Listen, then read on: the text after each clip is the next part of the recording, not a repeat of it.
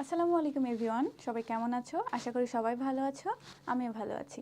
হালকা Einstein academy কর্তৃক আয়োজিত আজকের ইতিহাস দ্বিতীয় পত্র ক্লাসের জাতিসংঘ এবং বিশ্ব শান্তি অধ্যায় 6-এর প্রথম লেকচারে তোমাদের সবাইকে স্বাগতম। আমি সাথে আছি সাদিয়া পারভিন, পড়াশোনা করছি ঢাকা বিশ্ববিদ্যালয়ের সমাজবিজ্ঞান বিভাগে। তো আজকে আমাদের আলোচ্য বিষয় হচ্ছে জাতিসংঘ এবং বিশ্ব শান্তি। তাহলে প্রথমেই আমরা জাতিসংঘ ইউনাইটেড নেশন সম্পর্কে জানব।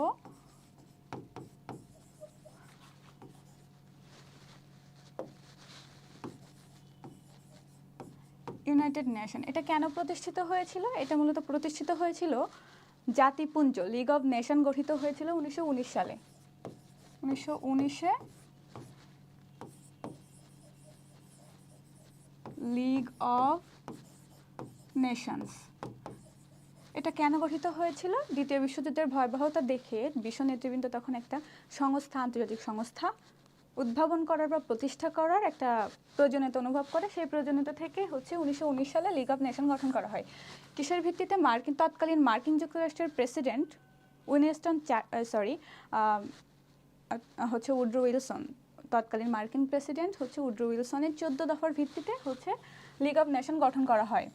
কিন্তু পরবর্তীতে লিগ অফ নেশনসের কিছু সীমাবদ্ধতা, ব্যর্থতার জায়গা থেকে সেখান থেকে দ্বিতীয় বিশ্বযুদ্ধের সূত্রপাত ঘটে। কবে ঘটে? 1939 সালে, যখন জার্মানি পোল্যান্ড আক্রমণ করে। জার্মানির পোল্যান্ড আক্রমণের মাধ্যমে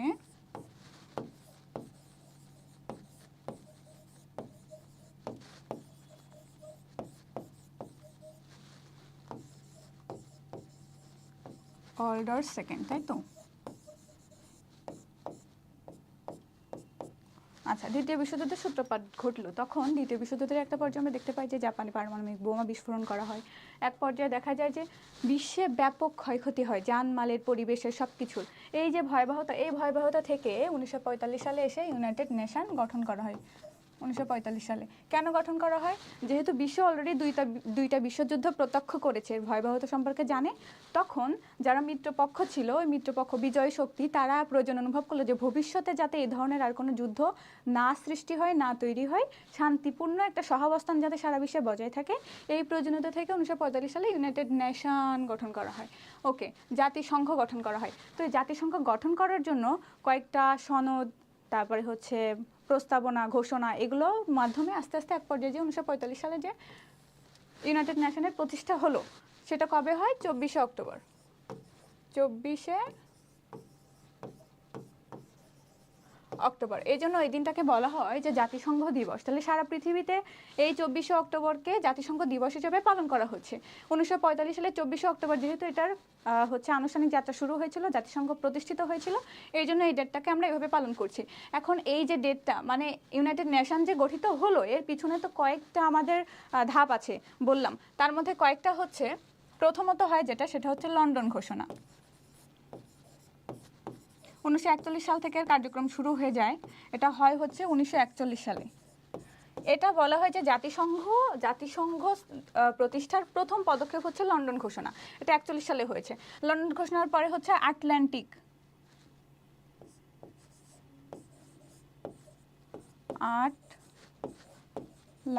চার্টার।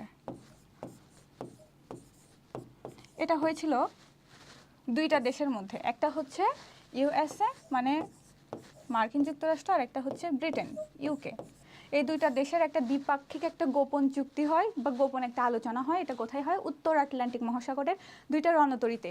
এখানে একটা ঘোষণায় ওরা বা একটা চার্টারে ওরা স্বাক্ষর প্রদান করে, সেটা আটলান্টিক চার্টার। এটাকে বলা হয় আটলান্টিক চার্টারের মাধ্যমেই মানুষ দ্বিতীয়বার বা প্রথমবার, মানে লন্ডন ঘোষণার পর প্রথমবারের মতো জাতিসংঘ যে একটা আন্তর্জাতিক সংস্থা দরকার, এটার প্রয়োজনীয়তা অনুভব করে আটলান্টিক চার্টারের মাধ্যমে। তো দেখা যায় যে আটলান্টিক চার্টার পরবর্তীতে আরও কিছু হয়, যেমন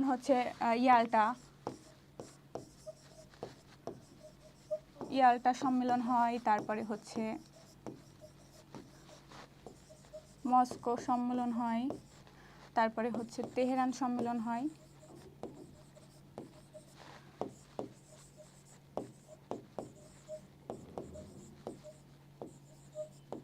তেহরান সম্মেলন হয়, সান ফ্রান্সিসকো সম্মেলন হয়।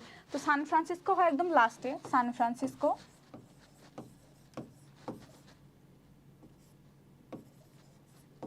সান ফ্রান্সিসকো সম্মেলন, এটা 1945 সালে হয়। ওকে, এই যে এতগুলো সম্মেলন, ঘোষণা, এইসবের মাধ্যমে এক পর্যায়ে যে 1945 সালে, যে 1945 সালে হচ্ছে ইউনাইটেড নেশন প্রতিষ্ঠিত হয়েছে। আচ্ছা, আমাদের আলোচনার বিষয় ছিল জাতিসংঘ এবং বিশ্ব শান্তি। তাহলে যে জাতিসংঘ প্রতিষ্ঠিত হয়ে গেল, জাতিসংঘ প্রতিষ্ঠিত হলে কি হবে? এখানে জাতিসংঘের যে হচ্ছে নিরাপত্তা পরিষদের যে 5টা স্থায়ী সদস্য, এটা ছিল মানে বর্তমানে কি বলা যায়, মার্কিন যুক্তরাষ্ট্র,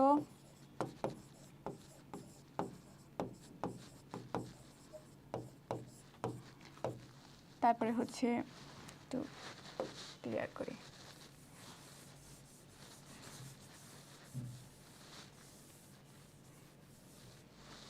তারপরে হচ্ছে কি হচ্ছে, ফ্রান্স, রাশিয়া বা সোভিয়েত ইউনিয়ন আর কি, রাশিয়াও যা সোভিয়েত ইউনিয়নও তাই, সোভিয়েত ইউনিয়ন, তারপরে কি মার্কিন যুক্তরাষ্ট্র, ফ্রান্স, রাশিয়া, গ্রেট ব্রিটেন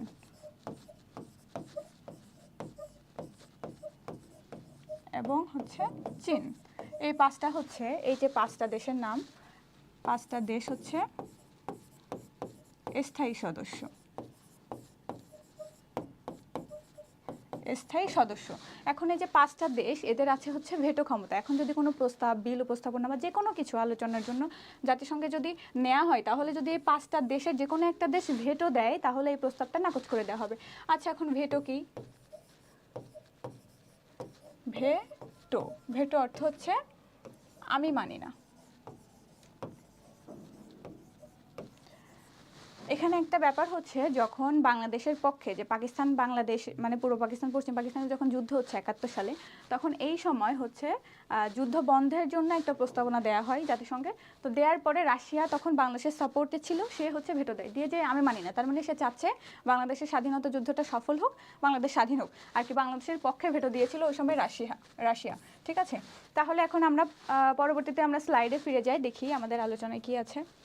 তো প্রথমে দেখতে পাচ্ছি যে দ্বিতীয় বিশ্বযুদ্ধের ভয়াবহতা বিশ্বের শান্তিকামী মানুষকে বিশ্বের ভবিষ্যৎ নিয়ে শঙ্কিত করে তোলে এবং বিশ্ব নেতৃবৃন্দ একটা স্থায়ী সমাধানের জন্য একটা আন্তর্জাতিক সংগঠন প্রতিষ্ঠার প্রয়োজনীয়তা অনুভব করেন। এরপরে এই যে প্রথম বিশ্বযুদ্ধের পরে কি হয়েছিল, আমি বলেছি লিগ অফ নেশন গঠিত হয়েছিল, কিন্তু এই লিগের গঠনতন্ত্রে কিছু ত্রুটি ছিল, এবং বৃহৎ শক্তিবর্গের পারস্পরিক স্বার্থে আন্তর্জাতিক আইন মানতে না চাওয়ার ফলে সংস্থাটির উদ্দেশ্য ব্যর্থ হয়। এখন কেন ব্যর্থ হয়? কারণ যখন হচ্ছে দেখা যাচ্ছে যে 14 দফার ভিত্তিতে যখন লিগ অফ নেশন গঠন করা হয়েছিল, কিন্তু মূলত ওই সময় উদ্দেশ্য ছিল কি, বিশ্ব শান্তি আনয়ন করা এবং যুদ্ধের ভয়াবহতা থেকে মানে পুরো পৃথিবীকে রক্ষা করা। কিন্তু ওই সময় রাজনৈতিক বিভিন্ন স্বার্থ হাসিলের জন্য কেউ কেউ এই আন্তর্জাতিক আইন মানতে চায় না, ফলে এই সংস্থাটা একসময় ভেঙে পড়ে। এরই ধ্বংসস্তূপের উপর দেখা যায় যে দ্বিতীয় বিশ্বযুদ্ধের পর হচ্ছে কি হয়, ইউনাইটেড নেশনস, এই যে এটা গড়ে ওঠে, ইউনাইটেড নেশন গড়ে ওঠে। এটা গড়ে উঠেছিল হচ্ছে 1919 সালে, আর এটা কবে হয়েছিল? এটা হয়েছিল 1945 সালে। তাহলে এই উদ্যোগের ফসল, জাতিসংঘ কিসের উদ্যোগের ফসল? বলতেছে যে যখন আঞ্চলিক ও আন্তর্জাতিক সংগঠন গড়ে উঠেছিল, সেসব সংগঠনের ব্যর্থতা থেকে শিক্ষা নিয়েছিল। কি থেকে? ব্যর্থতা থেকে শিক্ষা নিয়েছিল এবং সাফল্য থেকে অনুপ্রাণিত হয়ে বিশ্বের সার্বভৌম রাষ্ট্রসংঘের সম্মেলনের ভিত্তিতে একটি আন্তর্জাতিক সংস্থা গঠনের উদ্যোগ গ্রহণ করেন। এটারই ফসল হচ্ছে ইউনাইটেড নেশন। তারপরে দেখি আমরা যে প্রায় 7 দশক ধরে এই সংস্থাটি বিশ্বকে সংঘাতের কবল থেকে মুক্ত রাখার নিরন্তর প্রচেষ্টা চালিয়ে যাচ্ছে। এখন 7 দশক, প্রায় 7 দশক, তার মানে হচ্ছে 1945 সালে যখন প্রতিষ্ঠিত হয়েছে, মানে 50-এর দশকে আর কি। তাহলে 50 থেকে পুরো এখন হচ্ছে 2020, মানে 30-এর দশক, তাই না? এই পর্যন্ত, তার মানে এই যে এখনো পর্যন্ত, তাহলে টোটাল হচ্ছে 50 থেকে হচ্ছে 2020 ধরি আমরা, যেহেতু 30 এখনো আসে নাই, তাহলে 2020 ধরলাম। তাহলে হচ্ছে 50 থেকে 20, তার মানে টোটাল 7 দশক। 7 দশক মানে 7 দশক 70 বছর আর কি। কি করতেছে? চেষ্টা করতেছে যাতে বিশ্বযুদ্ধ আর না সংগঠিত হয়। বাংলাদেশ হচ্ছে জাতিসংঘ শান্তিরক্ষা কার্যক্রমে কিভাবে বাংলাদেশ এখানে গর্বিত অংশীদার। 1988 সালে হচ্ছে বিডি পুলিশ, এখানে হচ্ছে শান্তিরক্ষী মিশনে অংশ নেয়। তারপরে 89 সালে যুক্ত হচ্ছে বিডি আর্মি, এটা হচ্ছে 1989 সালে আর্মি, আর হচ্ছে 1988 সালে হচ্ছে আর্মি, মানে শুরুতে আর্মি তারপরে হচ্ছে পুলিশ। পরবর্তীতে যে নৌবাহিনীও এখানে যুক্ত হওয়ার একটা প্রয়াস চালায়, মানে যুক্ত হয় পরবর্তীতে। তারপর আমরা দেখি যে বর্তমানে বিশ্বের স্বাধীন রাষ্ট্রসমূহের সবচেয়ে বড় ও শক্তিশালী আন্তর্জাতিক সংস্থা হচ্ছে জাতিসংঘ। স্বাধীন যেসব রাষ্ট্র রয়েছে, তাহলে জাতিসংঘের বর্তমান সদস্য যদি আমি বলি, তাহলে এখানে আসবে হচ্ছে 191, সরি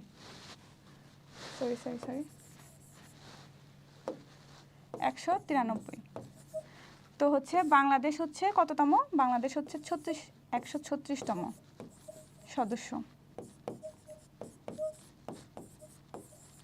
ওকে, তারপরে আসি আমরা, তারপরে স্লাইড দেখি। এখানে হচ্ছে জাতিসংঘ গঠনের পটভূমি। এর পটভূমি কী ছিল? সেখানে আমরা দেখতে পাচ্ছি যে প্রথম বিশ্বযুদ্ধের পর বিশ্ব নেতারা যুদ্ধ বন্ধ ও শান্তি নিরাপত্তা নিশ্চিত করার জন্য লিগ অব নেশন গঠন করে। সংঘর্ষ উত্তেজনা রোধে সংস্থাটি কার্যকর ভূমিকা পালনে ব্যর্থ হয়। তারপর 1939 সালে দ্বিতীয় বিশ্বযুদ্ধ শুরু হচ্ছে।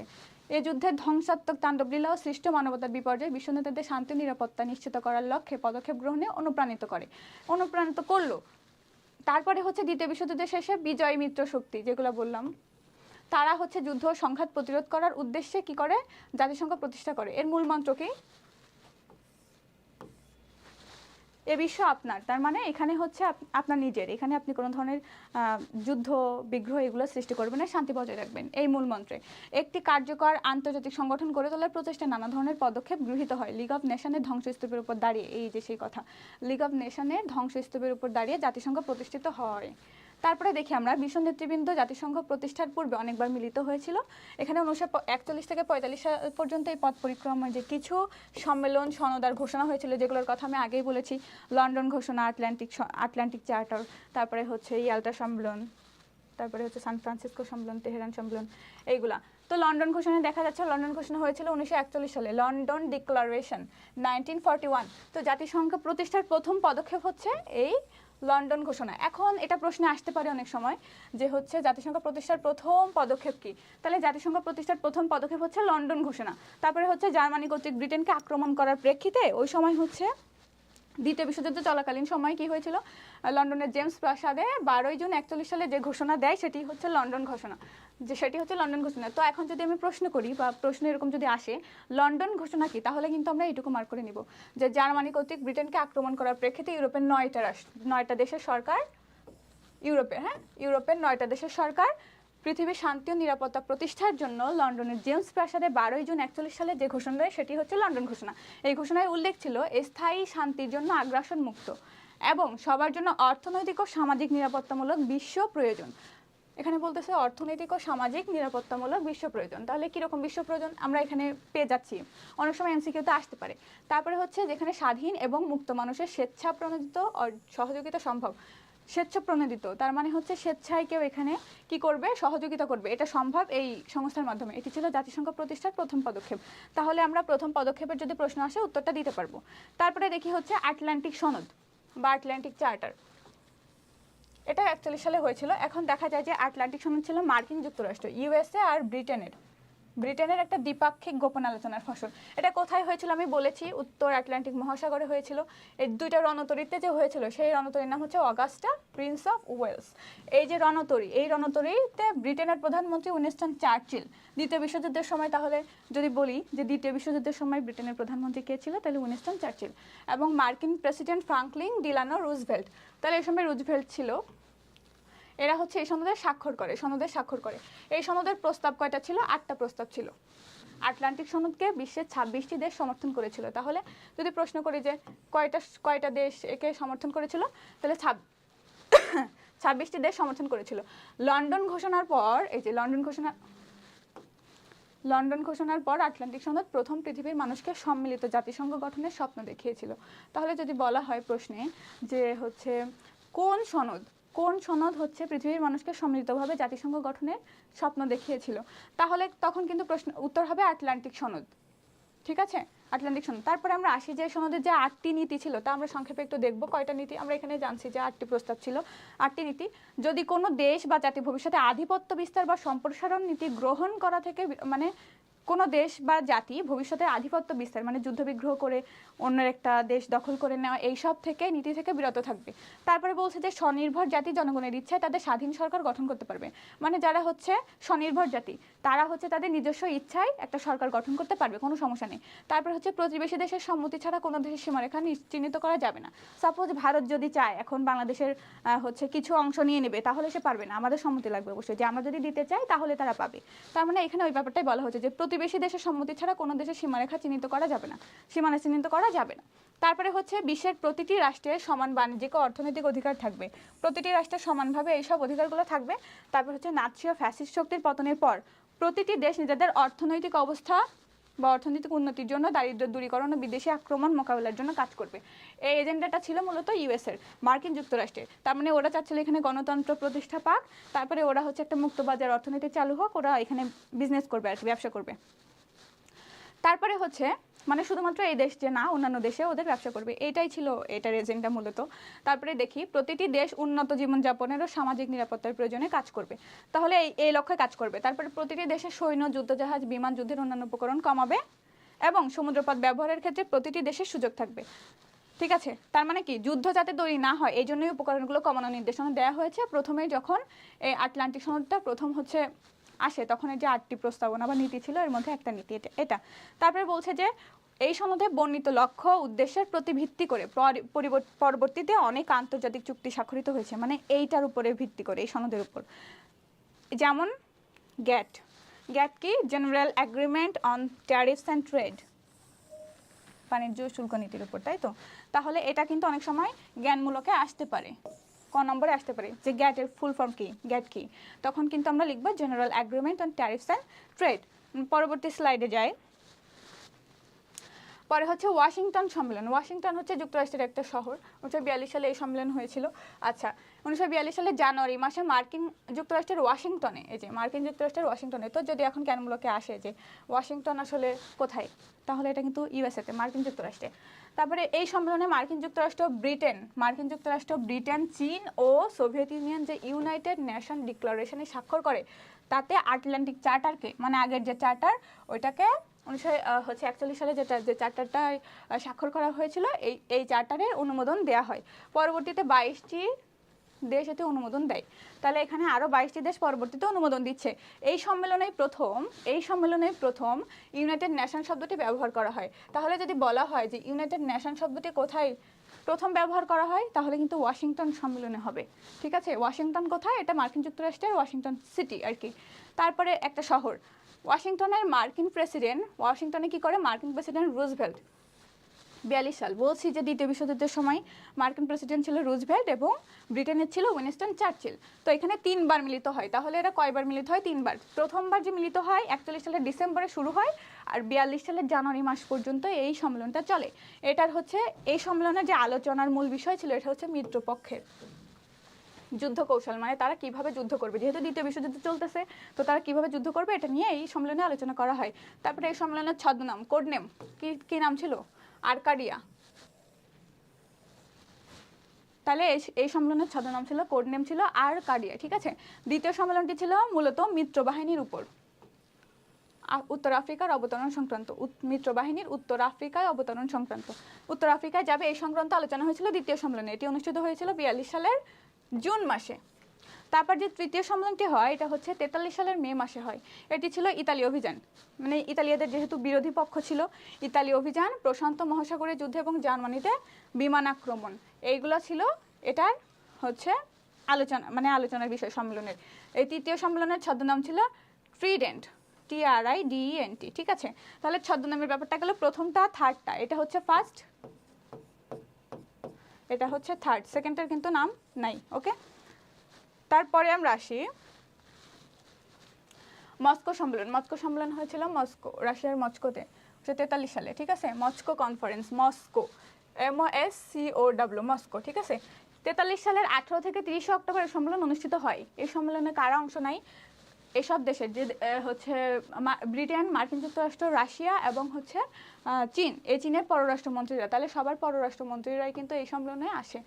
এখানে এসে একটা যৌথ ইশতেহার প্রকাশ করে মার্কিন যুক্তরাষ্ট্রের সেক্রেটারি অফ স্টেট কর্ডেল হাল, ব্রিটেনের পররাষ্ট্রমন্ত্রী অ্যান্টনি অ্যাডেন এবং রাশিয়ার পররাষ্ট্রমন্ত্রী ভি মলোটোভ। এনার নামটা পরবর্তীতে কাজে লাগবে, দেখো, রাশিয়ার পররাষ্ট্রমন্ত্রী ভি মলোটোভ। এবং মস্কোস্থ চীনের রাষ্ট্রদূতের নাম কি? ফু পিং স্যাং। তাহলে এরা সবাই স্ব দেশের পক্ষে ইশতেহারে স্বাক্ষর করেন। যে ইশতেহার করে তাহলে 4টা দেশের পররাষ্ট্রমন্ত্রীরা কিন্তু আসে। এখানে আমরা দেখছি 1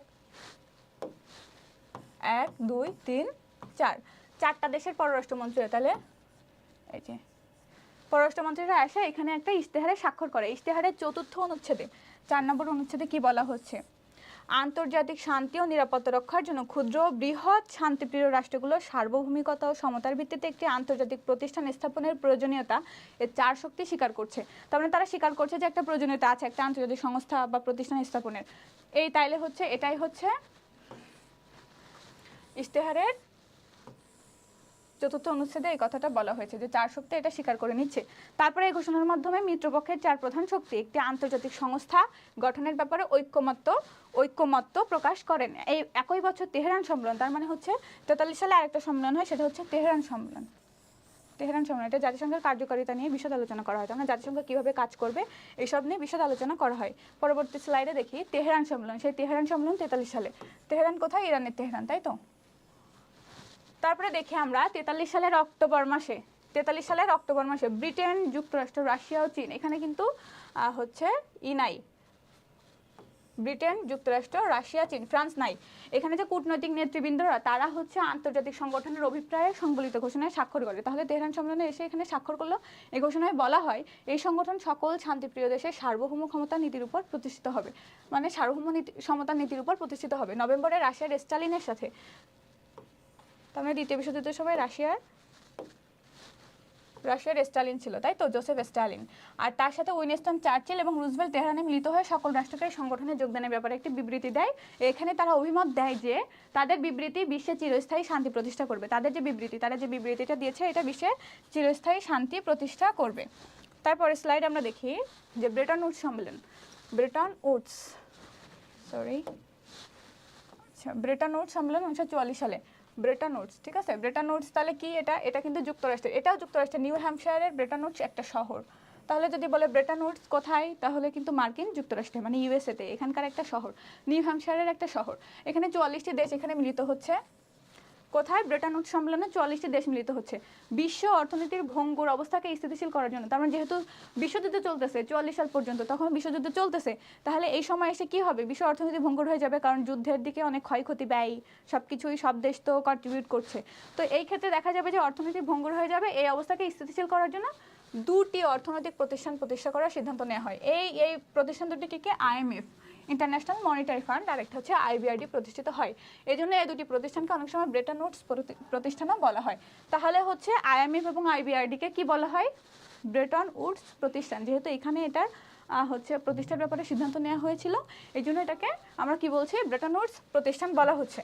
তারপরে আসি ডাম্বারটন ওকস ও ইয়াল্টা সম্মেলন। ডাম্বারটন ওকস একটা সম্মেলন আর ইয়াল্টা সম্মেলন আরেকটা। এটা 44 সালে হয়েছে। তো দেখি 1944 সালের 21শে আগস্ট থেকে 7ই অক্টোবর পর্যন্ত ওয়াশিংটনের অদূরে ডাম্বারটন ওকস নামক শহরে এই বৃহৎ শক্তিবর্গ জাতিসংঘ প্রতিষ্ঠার প্রস্তুতিমূলক বিশেষ সম্মেলনে মিলিত হয়। তাহলে এখানে সবাই মিলিত হচ্ছে।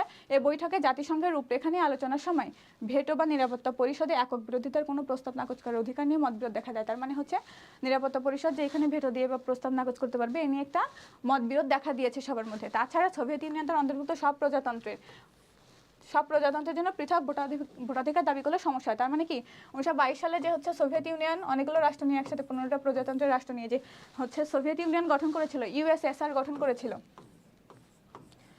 তো এটা এই USSR এর যেসব যে প্রজাতন্ত্রের যেসব রাষ্ট্রগুলো ছিল, এগুলো সবাইকে আলাদা আলাদা ভোটাধিকার দাবি করতেছে যে জাতিসংঘে তারা হচ্ছে দিতে পারবে। শেষ পর্যন্ত এই সম্মেলনে স্থির হয় যে জাতিসংঘের কাঠামো, উদ্দেশ্য, আইনবিধি কি স্থির হচ্ছে?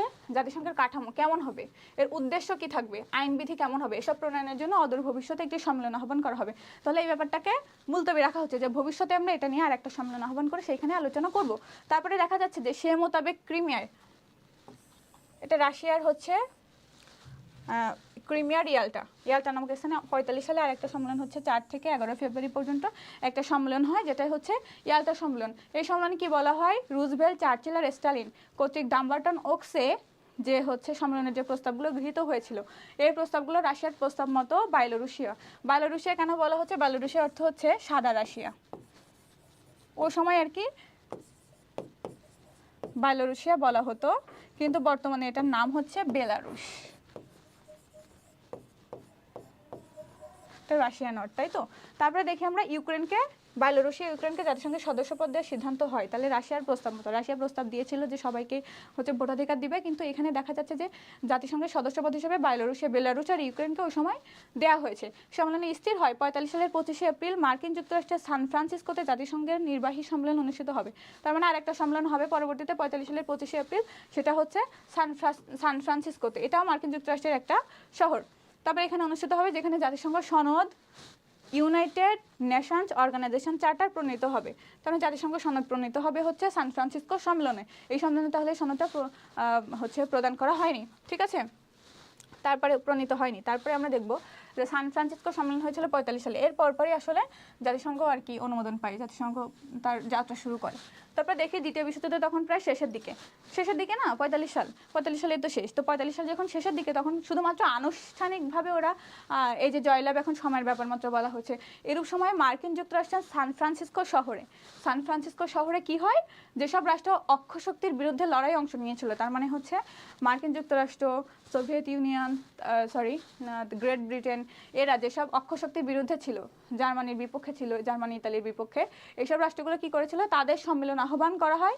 এই সম্মেলনে 50টি দেশের প্রতিনিধি বর্গ আসে। তাহলে 50টি দেশের প্রতিনিধি বর্গ আসে, তাহলে যে সান ফ্রান্সিসকোতেই কিন্তু আসলে জাতিসংঘের প্রাথমিক যে কার্যক্রম শুরু হয়ে গেছে অলরেডি। তো 50টি প্রতিনিধিরা আসছে, এখানে একজন আসে না, সেটা হচ্ছে পোল্যান্ড না এসে ওই সময় 51তম আর কি সদস্যপদ পায়। এই যে পোল্যান্ড সম্মেলনে উপস্থিত না থেকেও, 51তম দেশ হিসেবে প্রতিষ্ঠাকালীন সদস্য হয়। তাহলে প্রতিষ্ঠাকালীন সদস্য মূলত আসছিল কত, 50 জন, কিন্তু পোল্যান্ড তখন উপস্থিত ছিল না, তারপরেও সে সদস্যপদ পায়। 25 এপ্রিল তাহলে এই সম্মেলন হয় এবং 26 জুন জাতিসংঘ সনদে স্বাক্ষরের মধ্য দিয়ে এটা শেষ হয়। তাহলে যদি বলা হয় যে জাতিসংঘ সনদে কোন সম্মেলনে স্বাক্ষর করা হয়েছিল, তাহলে কিন্তু অবশ্যই সান ফ্রান্সিসকো হবে। এটা হচ্ছে লাস্ট সম্মেলন, তাই না। 26 জুন জাতিসংঘ সনদে স্বাক্ষরের মধ্য দিয়ে শেষ হয়। তাহলে 25 এপ্রিল শুরু হচ্ছে, 45 এপ্রিল, মে, জুন, 26 জুন হচ্ছে শেষ হচ্ছে। কিসের মাধ্যমে শেষ হচ্ছে, জাতিসংঘ সনদে স্বাক্ষরের মধ্য দিয়ে। তারপরে পোল্যান্ড হইলো 51তম দেশ হলো প্রতিষ্ঠাকালীন। তারপর 45 সালের 15 অক্টোবর পোল্যান্ড জাতিসংঘ সনদে স্বাক্ষর করে। তাহলে হচ্ছে 25 এপ্রিল শুরু হয়েছে, তারপরে অক্টোবর মাসের 15 তারিখ পোল্যান্ড হচ্ছে এই সনদে স্বাক্ষর করে। এখানে স্বাক্ষর করেছে 50টা দেশ, তাই তো। ওই সময় কিন্তু পোল্যান্ড করে নাই। পরবর্তীতে পোল্যান্ড কখন করেছে, পোল্যান্ড করেছে হচ্ছে 1945 সালের 15 অক্টোবর।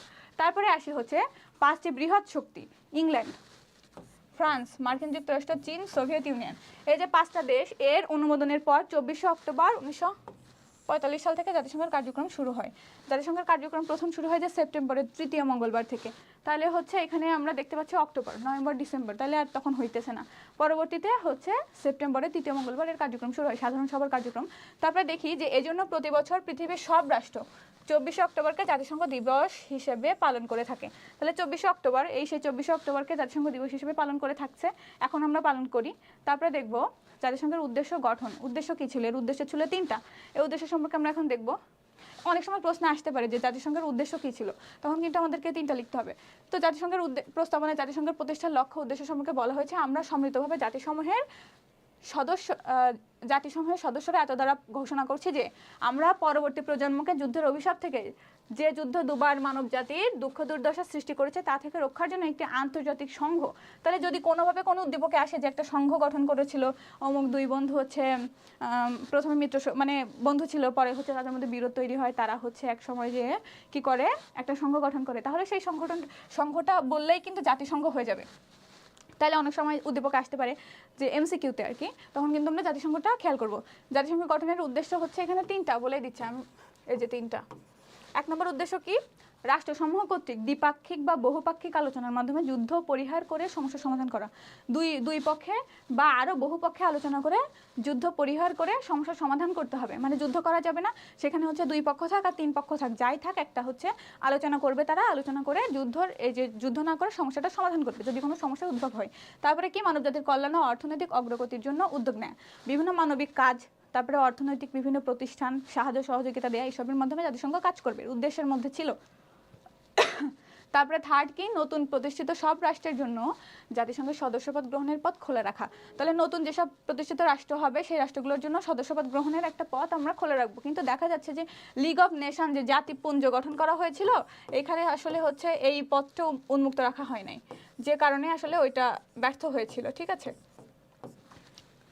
তাহলে এখানে কিন্তু মেইন একটা পয়েন্ট, মানে এর মধ্যে দুইটার পার্থক্যের মধ্যে হচ্ছে এখানে সদস্যপদ গ্রহণের পথ খোলা রাখতেছে আর জাতিপুঞ্জে এই পথটা খোলা ছিল না।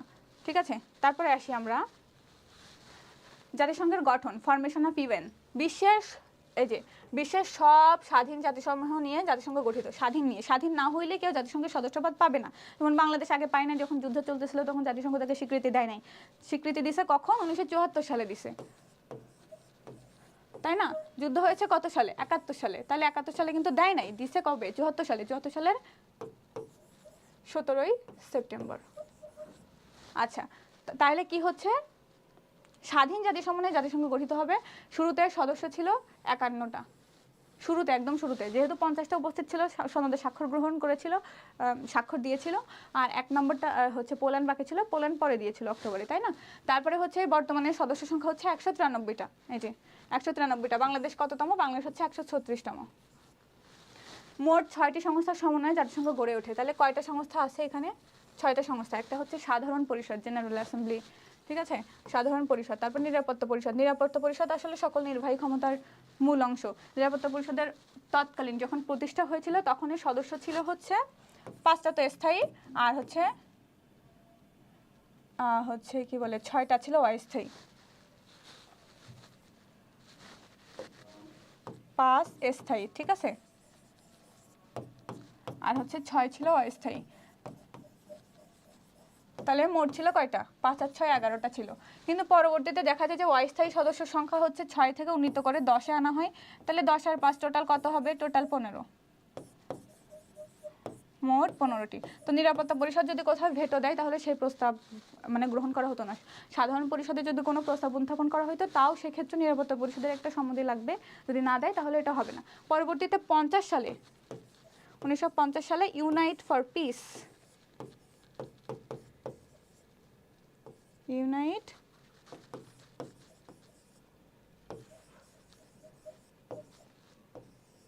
এই যে পিস, এটা গঠনের পর হচ্ছে নিরাপত্তা পরিষদের উপরে আর ডিপেন্ডেন্ট থাকতে হয় না সাধারণ পরিষদকে। তারপরে আমরা আসবো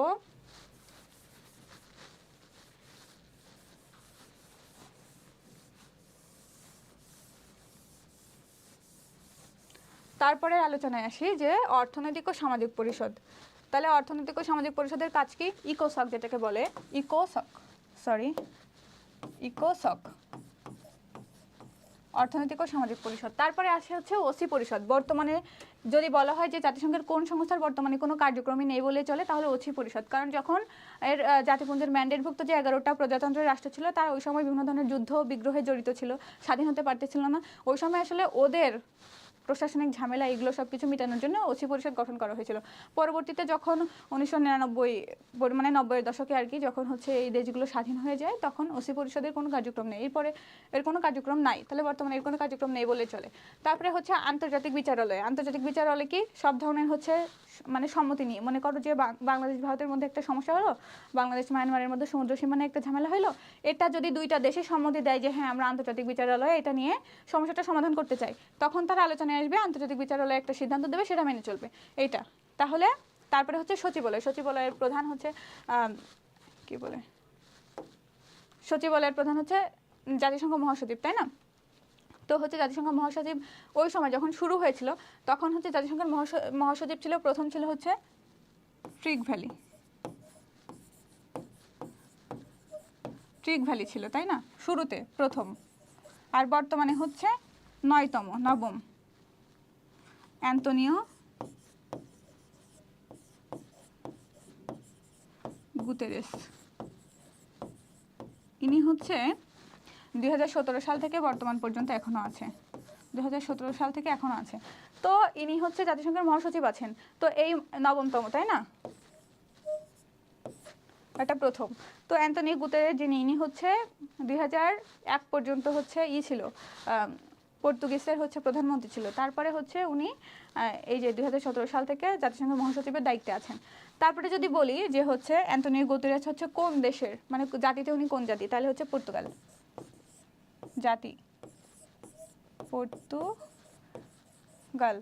তারপরে হচ্ছে এখানে আর একটা ইনফরমেশন হচ্ছে, দ্বিতীয় নম্বরে ছিল হচ্ছে ড্যাগ হ্যামারশোল্ড, দ্বিতীয় ড্যাগ হ্যামারশোল্ড।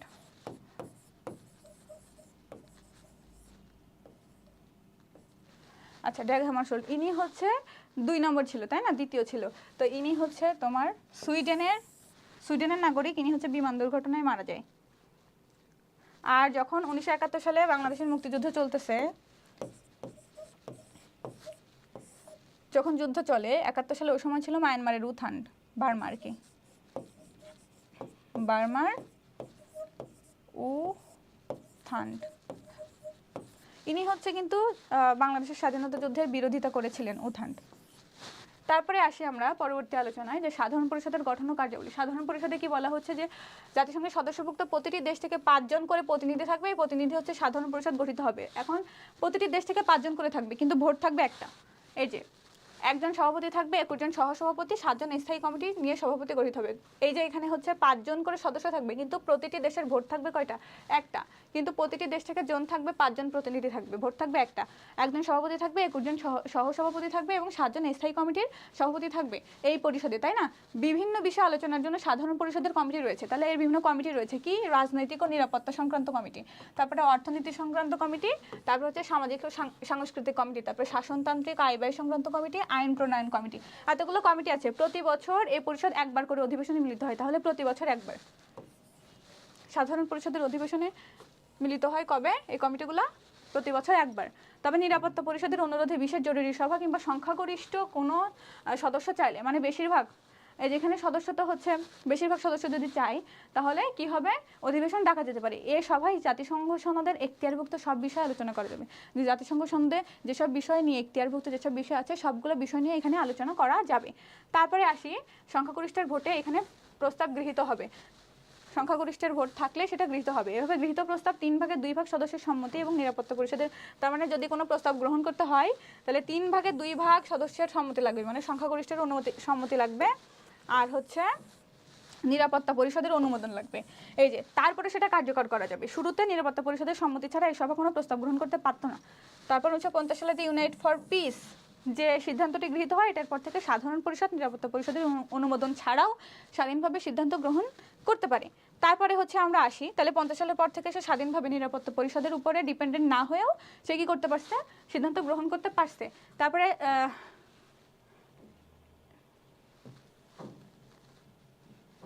ওকে,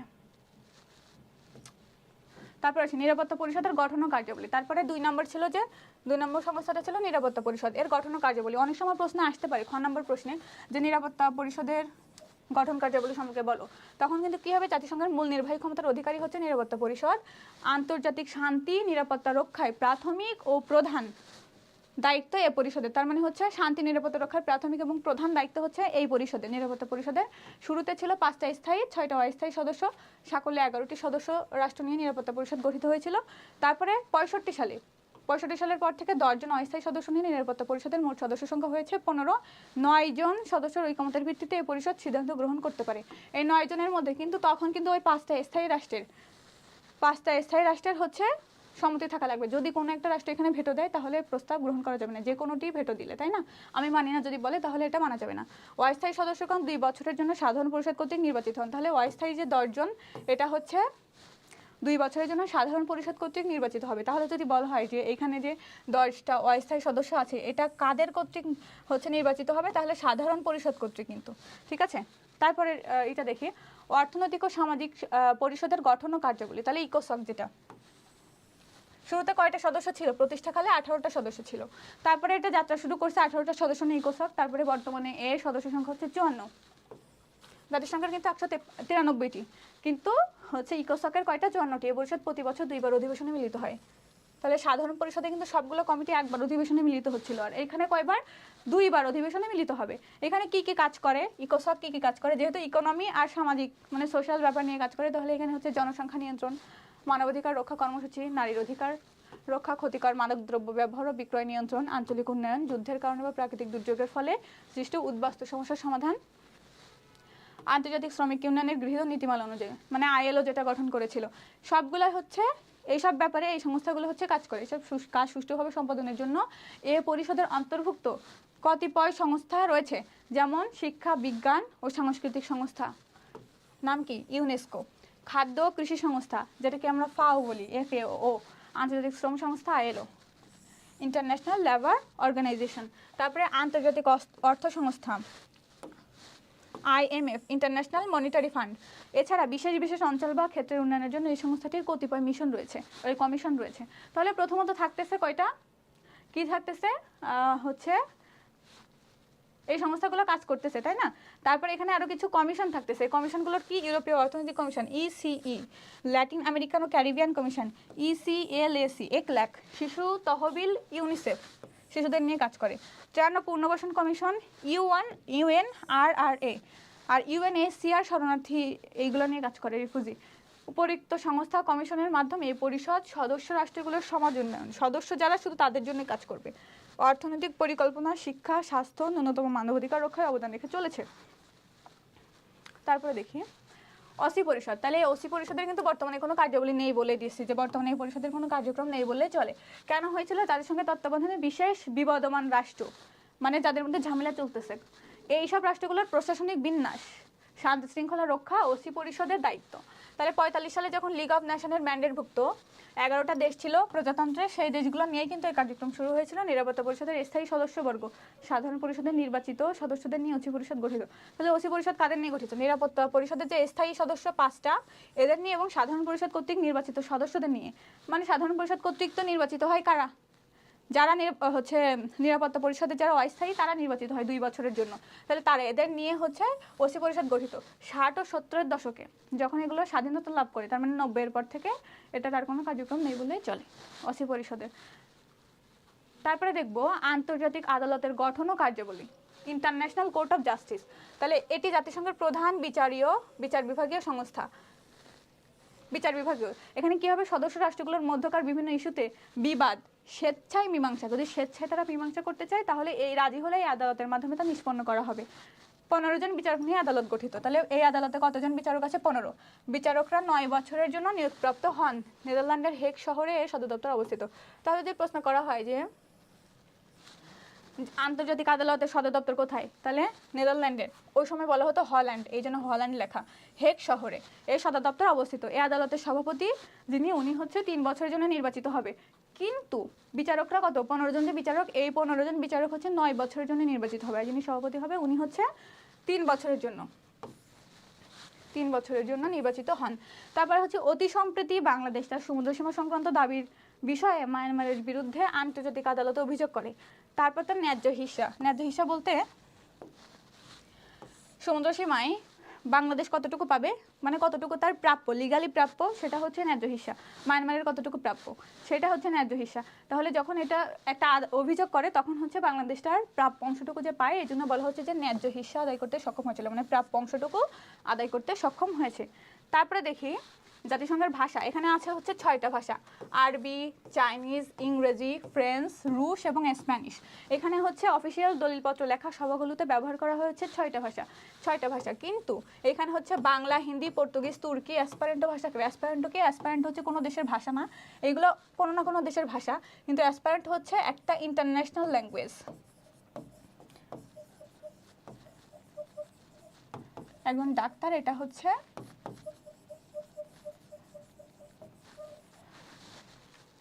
এই ভাষাটা আবিষ্কার করেছিলেন, যাতে হচ্ছে সারা পৃথিবীর মানুষ একটা ইন্টারন্যাশনাল ল্যাঙ্গুয়েজের মাধ্যমে একে অপরের সাথে পরিচিত হতে পারে, কথা বলতে পারে। এই অ্যাসপারেন্টো ভাষা, এগুলোকে অফিসিয়াল ভাষা করার প্রস্তাব বিবেচনায় রয়েছে। কিন্তু বর্তমানে কিন্তু হচ্ছে মাদার ল্যাঙ্গুয়েজ বলা হচ্ছে কিন্তু ইংলিশকে, তাই না? মানে সেকেন্ড মাদার ল্যাঙ্গুয়েজ, সারা বিশ্বে ইংরেজি দিয়েই যোগাযোগ করা যায়, এখন অ্যাসপিরেন্টও লাগে না খুব একটা। তারপরে হচ্ছে জাতিসংঘ সচিবালয়ের গঠন ও কার্যাবলী। জাতিসংঘের প্রাত্যহিক দাপ্তরিক কার্যক্রম পরিচালনার জন্য মার্কিন যুক্তরাষ্ট্রের নিউ ইয়র্ক শহরের ইস্টার্ন নদীর তীরে সদর দপ্তর স্থাপন করা হয়েছে। তাহলে যদি বলি যে জাতিসংঘের সদর দপ্তর কোথায়, তাহলে কিন্তু মার্কিন যুক্তরাষ্ট্রের নিউ ইয়র্কে। তাহলে প্রশ্ন হচ্ছে ক নম্বরে, এটা ক নম্বরে প্রশ্ন হতে পারে যে হচ্ছে জাতিসংঘের সদর দপ্তর কোথায়, তাহলে নিউ ইয়র্ক। আর হচ্ছে কোন নদীর তীরে, এটা আসে না। তারপরে হচ্ছে জেনে রাখি ইস্টার্ন নদীর তীরে। তারপরে জাতিসংঘের অন্যান্য অফিস সুইজারল্যান্ডের জেনেভা আর অস্ট্রিয়ার ভিয়েনায় অবস্থিত, কিন্তু জাতিসংঘের যে মেইন দাপ্তরিক কার্যক্রম পরিচালনার জন্য এটা হচ্ছে নিউ ইয়র্কে। তারপরে হচ্ছে একজন মহাসচিব থাকবে, সাংগঠনিক কর্মীদের নিয়ে দপ্তর গঠিত। তার মানে যে দপ্তরগুলো গঠিত এগুলো হচ্ছে একজন মহাসচিব আর সাংগঠনিক কর্মীদের নিয়ে। মহাসচিব নিরাপত্তা পরিষদের অনুমোদন ক্রমে সাধারণ পরিষদের দ্বারা 5 বছরের জন্য নির্বাচিত হবে। তাহলে 5 বছরের জন্য নির্বাচিত হবে কে? মহাসচিব। কাদের মাধ্যমে? নিরাপত্তা পরিষদের অনুমোদন ক্রমে। অনুমোদন দেবে নিরাপত্তা পরিষদ আর সাধারণ পরিষদ দ্বারা নির্বাচিত হবে। অনুমোদনটা দেবে হচ্ছে নিরাপত্তা পরিষদ, কিন্তু নির্বাচন করবে কে? সাধারণ পরিষদ 5 বছরের জন্য। মহাসচিব সাধারণ পরিষদের সভা আহ্বান, কি কি করে? সাধারণ পরিষদের সভা আহ্বান করে, তারপরে নিরাপত্তা পরিষদের রিপোর্ট প্রদান করে, নিরাপত্তা পরিষদের নির্দেশ কার্যকর করে, এইসব কাজ পালন করে হচ্ছে মহাসচিব। জাতিসংঘের যাবতীয় রিপোর্ট রচনা, জাতিসংঘের বিভিন্ন পত্রিকা, বুলেটিন প্রকাশনা, বৈজ্ঞানিক ও অন্যান্য জনকল্যাণমূলক সংগঠনগুলোর তত্ত্বাবধানে এই সচিবালয়ের কাজের অন্তর্ভুক্ত। ট্রিক ভ্যালি ছিলেন হচ্ছে জাতিসংঘের প্রথম মহাসচিব, এই যে ট্রিক ভ্যালি। তারপরে জাতিসংঘের বর্তমান মহাসচিব হচ্ছে অ্যান্তোনিও গুতেরেস। এর পূর্বে তিনি 95 থেকে 2002 পর্যন্ত, এই যে 2002 পর্যন্ত পর্তুগালের প্রধানমন্ত্রী ছিলেন। তারপরে 17 সাল থেকে মহাসচিব হয়েছেন। যে ট্রিক ভ্যালি, ইনি কোন দেশে, যদি বলা হয় যে ট্রিক ভ্যালি হচ্ছে কোন দেশের নাগরিক, তাহলে হচ্ছে কিন্তু নরওয়ের হবে। 1946 সালের 1 ফেব্রুয়ারি থেকে শুরু হয়েছে। আমরা পরবর্তী ডেটটা মনে রাখবো না, কিন্তু এতটুকু রাখবো। তারপরে উথান ছিলেন 71 সালে, এটা মনে রাখবো যেহেতু যুদ্ধের সাথে রিলেটেড। মায়ানমারের ইনি ছিলেন হচ্ছে কত, 61 সাল থেকে 71 সালের 31 ডিসেম্বর, তাহলে 16 ডিসেম্বর কিন্তু বিজয় অর্জন হয়েছে। এর মধ্যে কিন্তু যুদ্ধ চলেছে, ওই সময় ছিল তাহলে 71 সালে উথান। বার্মার, তাই তো, মায়ানমারের বা বার্মার একই কথা। ওই সময় বার্মা বলা হইতো আর এখন বলা হয় মিয়ানমার। তারপরে হচ্ছে বলছে যে ড্যাগ হামারশোল্ড, তিনি হচ্ছে একটা বিমান দুর্ঘটনায় মারা যান, ইনি সুইডেনের নাগরিক ছিলেন। তো এখানে সেকেন্ড, তাহলে টোটাল কিন্তু 9টা। 9 নম্বরে হচ্ছে অ্যান্তোনিও গুতেরেস। তাহলে যদি বলা হয় বর্তমান কে, আবার যদি বলা হয় নবম কে, তাহলেও কিন্তু অ্যান্তোনিও গুতেরেস। ইনি হচ্ছে কোন দেশের নাগরিক? পর্তুগালের। এখন যদি কোনোভাবে কোনো একটা হচ্ছে এমসিকিউতে আসে দক্ষিণ কোরিয়ার হচ্ছে কে আসলে জাতিসংঘের মহাসচিবের দায়িত্ব পালন করেছিলেন, তাহলে কিন্তু অবশ্যই বান কি মুন হবে। তাহলে এইগুলো হচ্ছে মোটামুটি আসার মতো। তারপরে দেখি জাতিসংঘের কার্যকলাপ। জাতিসংঘ কি করে? প্রতিষ্ঠা লগ্ন থেকে জাতিসংঘ সক্রিয়ভাবে তার কার্যক্রম শুরু করছে। কিছু তার ব্যর্থতা আছে, কিছু সফলতা আছে। তো জায়গা থেকে যে জাতিপুঞ্জ এর থেকে ব্যর্থতা থেকে শিক্ষা নিয়েছে এবং শুরু থেকে জাতিসংঘের মাধ্যমে ছোট বড় সব রাষ্ট্র জাতি একসাথে বসে আলাপ আলোচনা করে আন্তর্জাতিক সমস্যাসমূহ সমাধানের প্রচেষ্টা চালায়। দ্বিতীয় বিশ্বযুদ্ধের পর বিশ্ব আদর্শগত কারণে দুটি শিবিরে বিভক্ত হয়। একটা হচ্ছে সোভিয়েত ইউনিয়নের সমাজতান্ত্রিক মতাদর্শে, আর একটা হচ্ছে পুঁজিবাদী, তাই না? সোভিয়েত ইউনিয়নের সমাজতান্ত্রিক বিশ্ব আর একটা হচ্ছে মার্কিন যুক্তরাষ্ট্রের পুঁজিবাদী। দুটো শিবিরে বিভক্ত হয়। তারপরে এই দুইটা বলয়ের বাইরে কতিপয় লোক এটা নিয়ে হচ্ছে সমালোচনা করে, যারা নিরপেক্ষ থাকার চেষ্টা, জোট নিরপেক্ষ থাকার সৃষ্টি করে। এটাকে বলা হচ্ছে জোট নিরপেক্ষ বলয়, কিন্তু এটা তো আসলে শক্তিশালী না। শক্তিশালী কারা? পুঁজিবাদী আর হচ্ছে সমাজতান্ত্রিক। তবে এর তৃতীয় ধারাটি তেমন বলবান ছিল না, মানে বলা হচ্ছে যে জোট নিরপেক্ষ যে বলয়টা তৈরি হয়েছিল এটা বলবান ছিল না। যা হোক, মার্কিন ও সোভিয়েত বলয়ের মধ্যকার ঠান্ডা লড়াইয়ের প্রভাব জাতিসংঘের কার্যকলাপে গভীর প্রভাব ফেলে। মানে একজন ভেটো দেয়, একজন চায় তার আদর্শ হাসিল করতে, মানে স্বার্থ হাসিল করতে, রাজনৈতিক স্বার্থ, আর একজন চায় যে না আমি হচ্ছে এটা ভেটো দিয়ে নাকচ করে দেবো। এই যে সমস্যা, এগুলো সব কার্যকলাপে প্রভাব ফেলে। জাতিসংঘের কার্যকলাপে এই দুইটা বিরোধী শক্তির প্রভাব আছে। তারপরে হচ্ছে জাতিসংঘের কিছু উল্লেখযোগ্য কাজের সংক্ষিপ্ত বিবরণের মধ্যে আছে 46 সালে কি করা হয়েছে। 46 সালে ইন্দোনেশিয়ার হল্যান্ডে, মানে ইন্দোনেশিয়ায় হল্যান্ড বা নেদারল্যান্ড হচ্ছে একটা শক্তি প্রয়োগ করে তার কার্যকলাপ নিয়ে সংকট শুরু হয়। এই সময় মার্কিন যুক্তরাষ্ট্র কি করে, এই যে হচ্ছে হল্যান্ডে সাপোর্ট করে যে না ঠিক আছে করছে।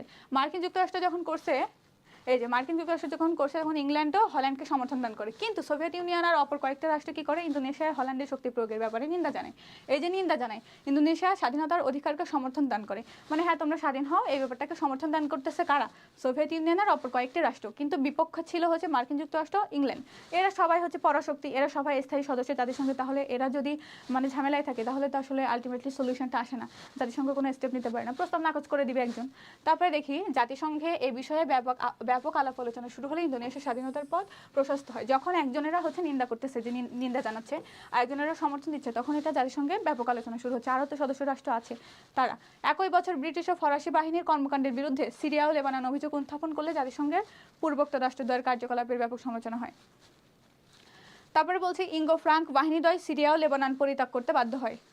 সিরিয়া লেবানন, তাহলে সিরিয়া লেবাননে কি করে, এই যে দুইটা বাহিনী ব্রিটিশ আর ফরাসি বাহিনী, এটা ফ্রান্সের আর হচ্ছে ইউকের, এটা সিরিয়া লেবাননের মানে এখানে হচ্ছে বিরুদ্ধে আসে।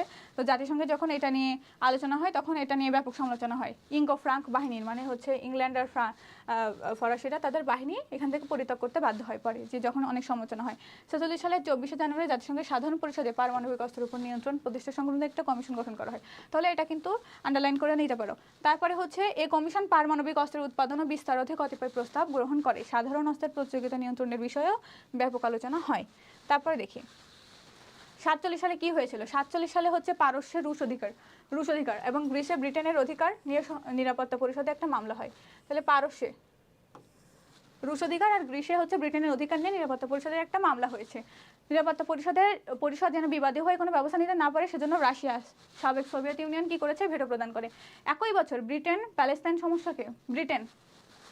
প্যালেস্তাইন সমস্যাকে জাতিসংঘের মাধ্যমে মানে উত্থাপন করে। এখানে করার পরে জাতিসংঘ নিযুক্ত কমিশন প্যালেস্টাইনকে বিভক্ত করার সুপারিশ করে। এই যে মানে বিভক্ত করার সুপারিশ করলে এখানেই কিন্তু ইসরায়েল নামক নতুন রাষ্ট্রের উদ্ভব হয়ে গেছে। তারপরে হচ্ছে এবছর সেপ্টেম্বর, মানে এই যে 47 সালের সেপ্টেম্বর মাসে সাধারণ পরিষদে যুদ্ধের প্রচারণাকে নিন্দা করে একটি প্রস্তাব পাস হয়। তারপরে কি 49 সালে চীনে একটা কমিউনিস্ট বিপ্লব হয়। তাহলে যদি বলে যে চীনে কমিউনিস্ট বিপ্লব কবে হয়েছিল, 1949 সালে। এখানে হচ্ছে চিয়াং কাইশেকের কুওমিংতান সরকারকে চীন থেকে বিতাড়িত করলে চিয়াং কাইশেক কি করে, এখানে হচ্ছে ফরমোজায় আশ্রয় নেয়। নিছে। তাহলে আশ্রয় নিলে তখন রাশিয়া কি করে, রাশিয়া চীনের কমিউনিস্ট সরকারকে এই সরকারের জায়গায় হচ্ছে চিয়াং কাইশেকের জায়গায় হচ্ছে কুওমিংতানকে কি করে, নিরাপত্তা পরিষদের সদস্য প্রদানের প্রস্তাব করার কারণে তখন মার্কিনী ভেটোর কারণে তা বাতিল হয়ে যায়। তারপরে কি থাকে তাহলে ফরমোজায়, যে চীনের যে হচ্ছে কাইশেক, ইনি হচ্ছে ফরমোজায় চীন সরকারি সদস্যপদে বহাল থাকে। এর প্রতিবাদে রাশিয়ার নিরাপত্তা পরিষদ সহ জাতিসংঘের সকল সভা ও কমিটি এটার প্রতিবাদ করে রাশিয়া কি করে, নিরাপত্তা পরিষদ সহ জাতিসংঘের সকল সভা ও কমিটি বর্জন করে। পরে অবশ্য রাশিয়া এটা নিয়ে অনুতাপ করেছিল। তারপরে আসি 50 সালে কি হয়েছে। এই 50 সালে হচ্ছে বিরোধপূর্ণ দেশ বা অঞ্চল সময় জাতিসংঘের শান্তিরক্ষী বাহিনী মোতায়েন করে এবং নিরাপত্তা পরিষদে প্রস্তাব পাস হয়। এবছরের জুন মাসে মধ্যপ্রাচ্যে প্রথম তাহলে জাতিসংঘ শান্তিরক্ষী বাহিনী মোতায়েন করা হয়। 50 সালে উত্তর কোরিয়া দক্ষিণ কোরিয়াকে 38 ডিগ্রি অক্ষাংশ অতিক্রম করে আক্রমণ করলে নিরাপত্তা পরিষদ রাশিয়ার অনুপস্থিতির সুযোগে কোরিয়া যুদ্ধবিরতির প্রস্তাব পাশ করে। যুদ্ধবিরতির প্রস্তাব যেটা, এটা পাশ করে 1953 সালে। তারপরে নিরাপত্তা পরিষদের আহ্বানে মার্কিন যুক্তরাষ্ট্র জাপানে নিযুক্ত তার সৈন্যদলকে দক্ষিণ কোরিয়ায় পাঠায়। তাহলে হচ্ছে ইউএসএ কি করলো, এখানে রাশিয়া নাই, তখন জাপানে নিযুক্ত যে তার সৈন্যদল এটাকে দক্ষিণ কোরিয়ার পাঠায় দক্ষিণ কোরিয়া দখল করার জন্য। 16টি দেশ জাতিসংঘের পতাকা তলে মার্কিন নেতৃত্বে 16টি দেশ দক্ষিণ কোরিয়ার সৈন্য পাঠায় এবং আরও 45টি দেশ নানাভাবে সহায়তা দান করে। ভারত শুরু থেকে নিরপেক্ষ ছিল, কিন্তু পরে মার্কিনী চাপে কি করে মেডিকেল টিম পাঠাতে বাধ্য হয়, তাই তো।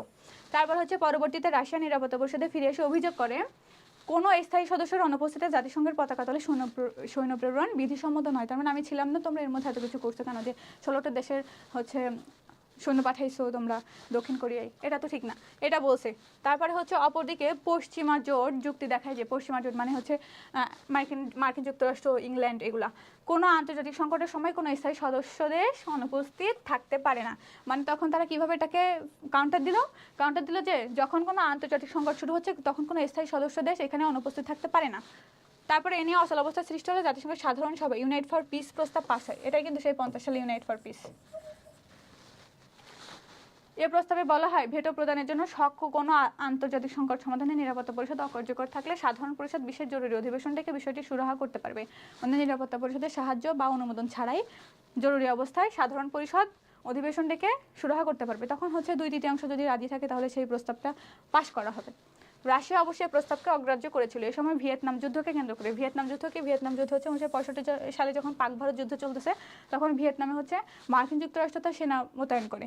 এখানে হচ্ছে 20 লাখের মতো তোমার হচ্ছে ভিয়েতনামি জনগণ নিহত হয় এবং মার্কিন কিছু সৈন্য আর কি নিহত হয়, 58,000 সম্ভবত। এখানে কোনো কার্যকর ভূমিকা পালন করতে পারেনি জাতিসংঘ, কারণ এখানে তখন মার্কিন যুক্তরাষ্ট্র আর কি হচ্ছে যুদ্ধটা আসলে পরিচালনা করতেছিল। 56 সালে যখন সুয়েজ খালকে মিশর জাতীয়করণ করে তখন ব্রিটেন ও ফ্রান্স মিশরের উপর ক্ষিপ্ত হয়। ব্রিটেন আর ফ্রান্স ক্ষিপ্ত হয়। তারপরে আবার কিন্তু তখন সোভিয়েত ইউনিয়ন এখানে সাপোর্ট দেয়। ইসরায়েল মিশর আক্রমণ করলে ব্রিটেন, ফ্রান্স মিশরে সৈন্য পাঠায়।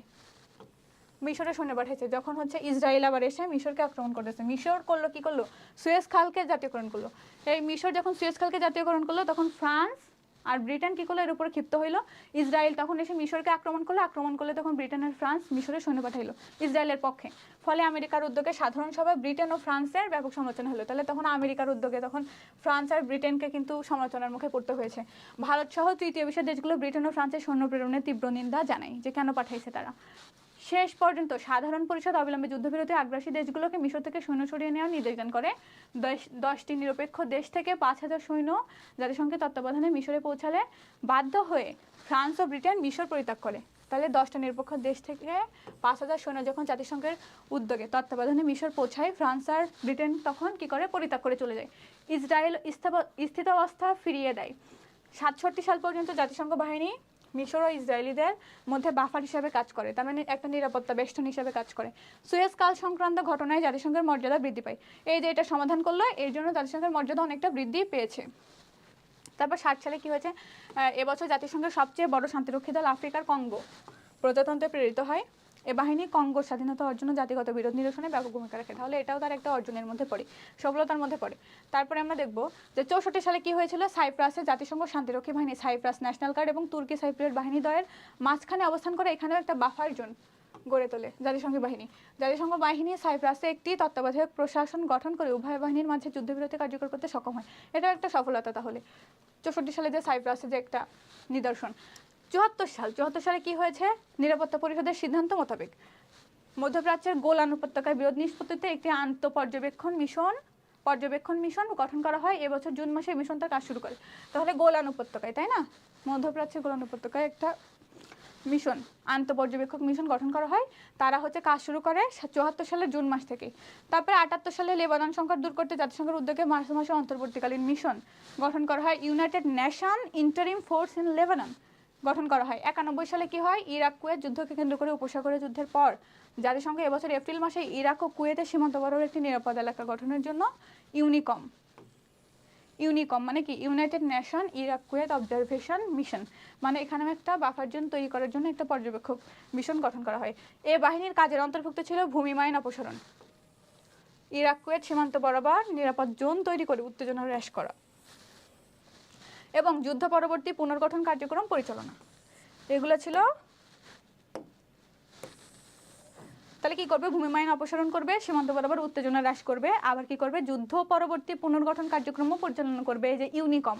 এবছর পশ্চিম সাহারায় তাহলে এরকম একটা মিশন গঠন করা হয়, সেটা হচ্ছে গণভোট অনুষ্ঠান তত্ত্বাবধান করার জন্য। তাহলে এখানে গণভোট অনুষ্ঠান হয়েছিল পশ্চিম সাহারায়, এটাকে তত্ত্বাবধান করার জন্য মিনি মাইনার্স, তাই না, United Nation Mission for the Referendum in Western Sahara গঠন করা হয়। তাহলে এটা আমরা কিন্তু United Nation Mission for the Referendum in Western Sahara গঠন করা হয় পশ্চিম সাহারায় আর কি, গণভোট অনুষ্ঠান তত্ত্বাবধান করার জন্য। তারপরে 93 সালে কি হয়, জর্জিয়াতে পর্যবেক্ষক মিশন প্রেরণ করা হয়। সব জায়গায় কিন্তু আসলে জাতিসংঘ মোটামুটি তার মানে হচ্ছে দায়িত্বের জায়গা থেকে একটা কাজ করতেছে, ভালো কাজ, অবশ্যই অ্যাপ্রিসিয়েট করার মতো। তারপরে হচ্ছে UNOMIG United Nation Observer Mission in Georgia. তাহলে জর্জিয়াতেও একটা পর্যবেক্ষক মিশন পাঠানো হয়। একই বছর মোজাম্বিকের সরকার ও বিদ্রোহীদের মধ্যকার দীর্ঘদিনের গৃহযুদ্ধ অবসানের জন্য মোজাম্বিকের সরকার আর বিদ্রোহী, মোজাম্বিকের যে সরকার আর বিদ্রোহী, যেমন বাংলাদেশে কি হয়েছিল, শেখ হাসিনা সরকার আর হচ্ছে স্টুডেন্টরা জুলাই মুভমেন্ট করেছিল, এরকমভাবে বিদ্রোহীরা। তাহলে বিদ্রোহী কারা, তখন স্টুডেন্টরা। তো এখানে হচ্ছে গৃহযুদ্ধ অবসানের জন্য ইউনোমজ নামে একটি শান্তিরক্ষা প্রেরণ করা হয়। তাহলে যদি MIG বলা হয় তখন কিন্তু জর্জিয়া, যখন জেড বলা হবে তখন কিন্তু মোজাম্বিক, MOZ আর কি। এই মিশনের উদ্দেশ্য ছিল 92 সালের রোম শান্তি চুক্তি অনুযায়ী অস্ত্রবিরতি পর্যবেক্ষণ করা। তারপরে 95-96 সালে কি হয়েছে, জাতিগত দাঙ্গা নিরসনে একটি আন্তর্জাতিক সমাধানে উপনীত হওয়ার জন্য নিরাপত্তা পরিষদ কর্তৃক মোজাম্বিকে শান্তি মিশন প্রেরণ করা হয়। নিরাপত্তা পরিষদ এখানে শান্তি মিশন পাঠায় 95-96 সালে প্রেভলোকে আরেকটি শান্তি মিশন প্রেরিত হয়। তাহলে সব জায়গায় কিন্তু মিশন মোটামুটি পাঠাচ্ছে, এগুলো হচ্ছে জাতিসংঘের কাজ। 99 সালে কি হয়, জাতিসংঘের জন্য অত্যন্ত ব্যস্ত সময় ছিল 99 সাল। এবছর জাতিসংঘ কসোভোয় অন্তর্বর্তীকালীন প্রশাসনিক মিশন, সিয়েরা লিওনে পর্যবেক্ষক মিশন, পূর্ব তিমুরে সামরিক প্রশাসন গড়ে তোলা, UNTAET কঙ্গো প্রজাতন্ত্রে জাতিসংঘ অর্গানাইজড মিশন, MONUSCO ইত্যাদি মিশন প্রেরণ করে শান্তি প্রতিষ্ঠা করতে সক্ষম হয়। 2000 সালে কি হয়, জুলাই মাসে জাতিসংঘ ইথিওপিয়া ও ইরিট্রিয়ার অভ্যন্তরীণ শান্তি শৃঙ্খলার জন্য UNMEE মানে ইথিওপিয়ান ইরিট্রিয়া, তাই ডাবলি, okay, United Nation Mission for Ethiopian Eritrea প্রেরণ করে 2000 সালের জুলাই মাসে। ওকে, তারপরে হচ্ছে 2000 থেকে 2010-এ কী হয়েছিল, এখানে সাফল্যজনক নয়, কারণ এই সময় হচ্ছে মার্কিন যুক্তরাষ্ট্র বিশ্বব্যাপী সন্ত্রাসের একটা ঘোষণা দিয়ে যুদ্ধ করে। সেখানে হচ্ছে এখানে বলা হচ্ছে যে 2001 সালে আল কায়দা কর্তৃক আমেরিকার যে টুইন টাওয়ার আক্রমণ করা হয়েছিল, এটা ধ্বংসের পর মার্কিন যুক্তরাষ্ট্র বিশ্বব্যাপী সন্ত্রাসের বিরুদ্ধে যুদ্ধ চালু করে। এখানে যুদ্ধ চালু করে তাহলে কোন কোন দেশকে আক্রমণ করে? বিশ্বকে সন্ত্রাসমুক্ত করার স্লোগান নিয়ে মার্কিন যুক্তরাষ্ট্র ব্রিটেন 2003 সালের 20 মার্চ ইরাক আক্রমণ করে। তারপরে ইরাকে ব্যাপক বিধ্বংসী অস্ত্রের মধ্যে রয়েছে এই অভিযোগ করা হয়, কিন্তু আসলে এখানে এরকম ধরনের কোনো অস্ত্র পাওয়া যায় নাই। তারপরে হচ্ছে যুদ্ধের পর ইরাকে সে ধরনের কোনো অস্ত্র খুঁজে পাওয়া যায়নি। জাতিসংঘ তখন কি নির্বাক দর্শকের ভূমিকা পালন করতেছে। 2001 সালের 7 অক্টোবর তালেবান সরকারকে আল কায়দা নেটওয়ার্কের আশ্রয়দাতা, তার মানে এই যে আল কায়দা যারা টুইন টাওয়ার ধ্বংস করেছিল, এই নেটওয়ার্কের আশ্রয়দাতা অভিযোগ উৎখাত করার জন্য কি করে, ইঙ্গো মার্কিন জোট নিরাপত্তা পরিষদকে পাত্তা না দিয়ে আফগানিস্তানে প্রবেশ করে, মানে সৈন্য পাঠায় ইংল্যান্ড আর মার্কিন। এক্ষেত্রে জাতিসংঘ কোনো কার্যকর ভূমিকা রাখতে পারেনি, তাহলে এটা কিন্তু একটা ব্যর্থতার মধ্যে। যদিও তারপরে 11 থেকে 15 সালে হচ্ছে জাতিসংঘের সাফল্য উল্লেখ করার মতো নয়, বিশেষ করে বৈশ্বিক রাজনৈতিক দ্বন্দ্ব নিরসনের ক্ষেত্রে, মানে রাজনৈতিক দ্বন্দ্ব নিরসনের ক্ষেত্রে জাতিসংঘ তেমন উল্লেখযোগ্য কোনো অবদান রাখতে পারেনি। সিরিয়ার সংঘাত, ইরাক মিশরের সংঘাত, সাম্প্রতিককালে ISIS মানে Islamic state of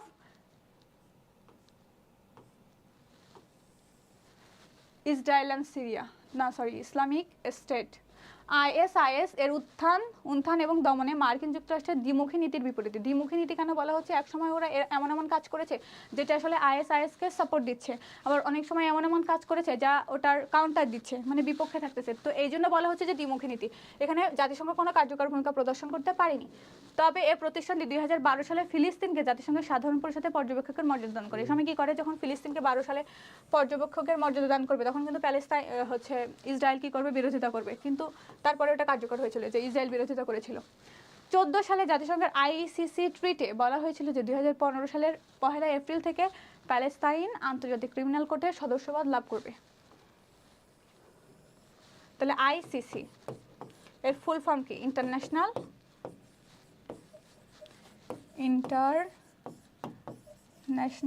criminal Court, Criminal COURT Court. Okay, তাহলে ICC। তাহলে এখানে হচ্ছে 15 সালের 1 এপ্রিল থেকে প্যালেস্তাইন কি করবে, এর সদস্যপদ লাভ করবে। এক্ষেত্রে ইসরায়েল প্রবল বিরোধিতা করেছিল, কিন্তু সে সফল হয়নি।